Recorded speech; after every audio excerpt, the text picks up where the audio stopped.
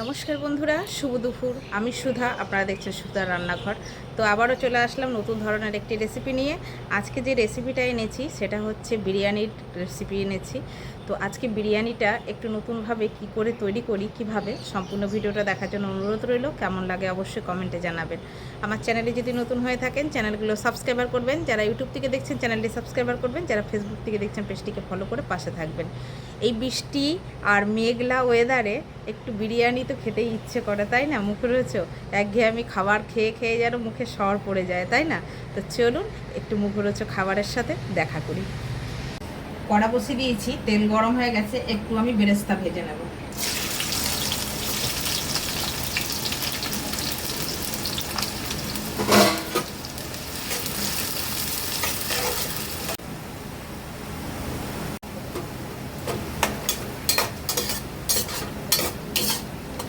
বেরেস্তাটা কিন্তু ভাজা হয়ে গেছে, এবার আমি তেলগুলো ছেঁকে তুলে নিচ্ছি।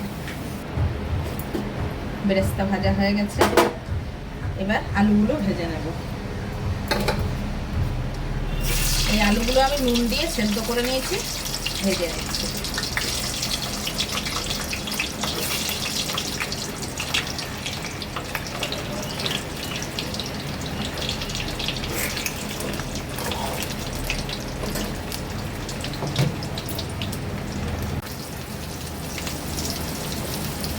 আলুগুলো লাল লাল করে ভেজে নেব উল্টে পাল্টে। আলুগুলো যখন সেদ্ধ করবেন নুন দিয়েই সেদ্ধ করবেন, না হলে কিন্তু নুনটা আলুর ভিতরে ঢুকবে না, আর না লাগবে।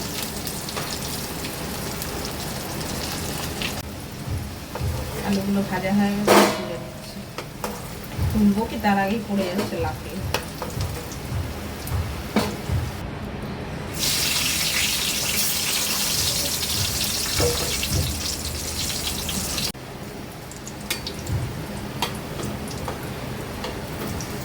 আলুগুলোর সাইজটা ছোট হয়ে গেছে, বেশি বড় সাইজের আলু পাইনি। এখন তো বর্ষাকাল, জানেন, সব সবজি পচে যায়। আলু তো আজকে আনছি কালকেই পচে যাচ্ছে, এরকম হচ্ছে।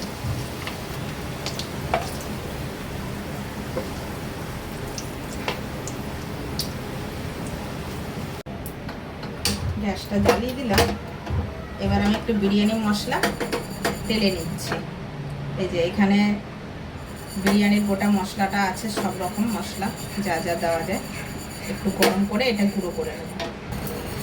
হয়ে গেছে এটা, এবার আমি নামিয়ে রেখে দিচ্ছি।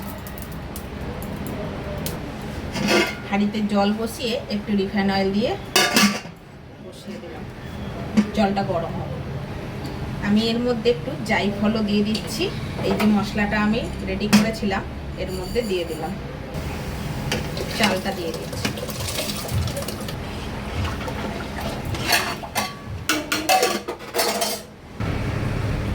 দিয়ে দিচ্ছি তেল, এখানে আমি রিফাইন তেলটাই ব্যবহার করছি। তেলটা গরম হয়ে গেছে, দুটো তেজপাতা দিয়ে দিলাম, এখানে স্টার, লবঙ্গ, এলাচ, দারচিনি, গরম মশলা দিয়ে দিলাম। এর মধ্যে দিয়ে দিচ্ছি কিছুটা পেঁয়াজ।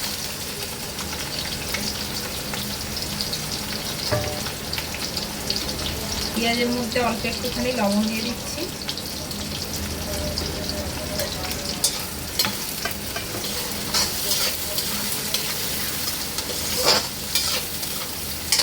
আমি কিন্তু মাংসটা ধুয়ে ভিনিগার দিয়ে ম্যারিনেট করে রেখে দিয়েছি। পেঁয়াজটা বেশ খানিকক্ষণ ভেজে নিয়েছি, এবার এর মধ্যে দিয়ে দেবো আদা রসুন বাটা।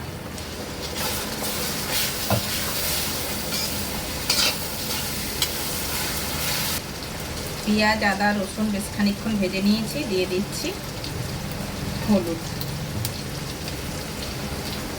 দিয়ে দিচ্ছি লঙ্কা গুঁড়ো, জায়ফল অল্প একটু দিয়েছি, একটু লঙ্কা গুঁড়ো দিয়ে দিলাম।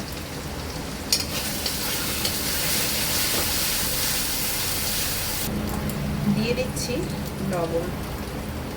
মাংসটা রান্না করার মতন লবণটা আমি এর মধ্যে দিয়ে দিচ্ছি। একটুখানি গোল ধোয়া জলটা দিয়ে দিলাম, মশলাটা যাতে না পুড়ে যায়।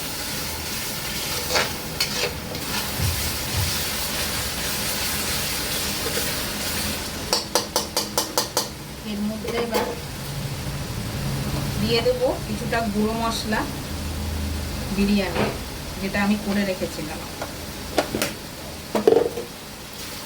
ছিলে ভালো করে বেটে নিয়েছি। এবার এর মধ্যে চিকেনটা দিয়ে দেবো। চিকেনগুলো আমি ভিনিগার দিয়ে ভালো করে ম্যারিনেশন করে রেখেছিলাম, এই যে এবার এর মধ্যে দিয়ে দেবো।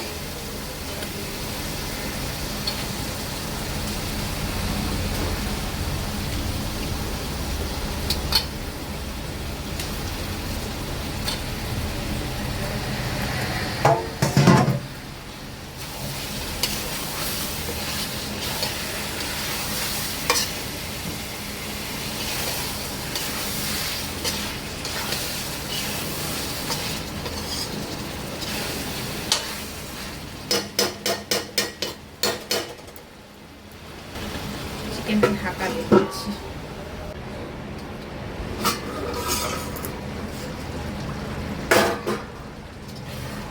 মাংসগুলো কিন্তু সেদ্ধ হয়ে গেছে, দেখতেই পাচ্ছেন কত সুন্দরভাবে সেদ্ধ হয়ে গেছে।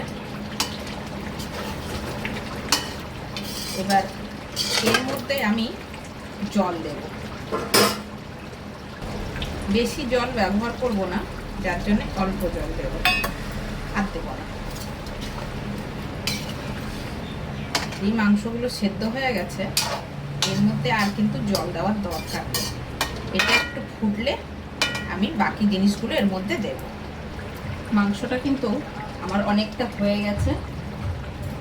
এবার যেটা করব, একটু সরিয়ে নেব, এই গ্রেভিটা রাখবো, এর উপর একটা তাওয়া মোটা পেতে দিলাম।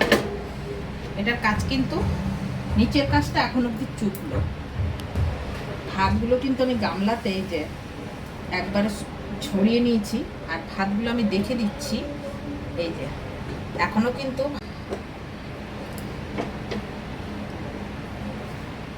নিচে মাংসগুলো আছে, ভাতগুলো আমি উপরে দিয়েছি।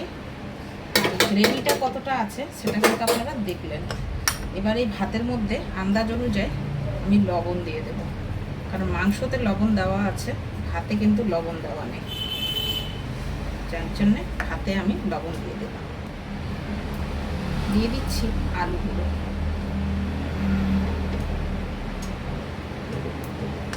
দিয়ে দিচ্ছি এর মধ্যে যে মশলাটা আমি গুঁড়ো করে রেখেছিলাম, সেই মশলাটা। স্টেপ বাই স্টেপ দেখবেন, এরকমভাবে করলে, বিরিয়ানি অনেক রকমভাবে অনেকে করে, তো এরকমভাবে একবার করে দেখবেন।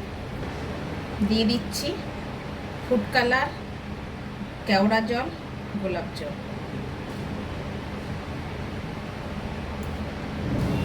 দিয়ে দিচ্ছি ঘি। ঘিটা যেরকম খাবেন সেরকম দেবেন। দিয়ে দিচ্ছি লাস্ট মিঠা আতর। এটা ছাড়া তো বিরিয়ানি অসম্পূর্ণ।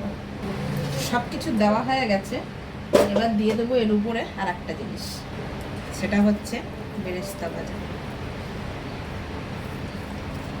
এটা আপনারা নাও দিতে পারেন, কোনো অসুবিধা নেই। এবার আমি ঢাকা দিয়ে দিচ্ছি, এরকম করে ঢাকা দিয়ে একটা কাপড় দিয়ে দেব। কাপড়টা অবশ্যই কিন্তু ভিজিয়ে নিতে হবে, ভিজিয়ে নিলে কাপড়টা ভালো হবে। আমি একটা কাপড় নিয়ে নিয়েছি, পরিষ্কার কাপড় রান্নাঘরের। এইরকম করে দিলে এর যে ভাবটা এর ভিতরেই থাকবে। আর গ্যাসটা সিম করে দিতে হবে। এটা সিমে কত মিনিট হবে আমি বলে দেব। আমি এবার গ্যাসটা বন্ধ করে দেব। এটা 15 মিনিট আমি এরকম স্টিমে রেখেছি। গ্যাস বন্ধ করে দিলাম, দেখা হচ্ছে খাওয়ার সময়। বিরিয়ানির কালারটা দেখো বন্ধুরা,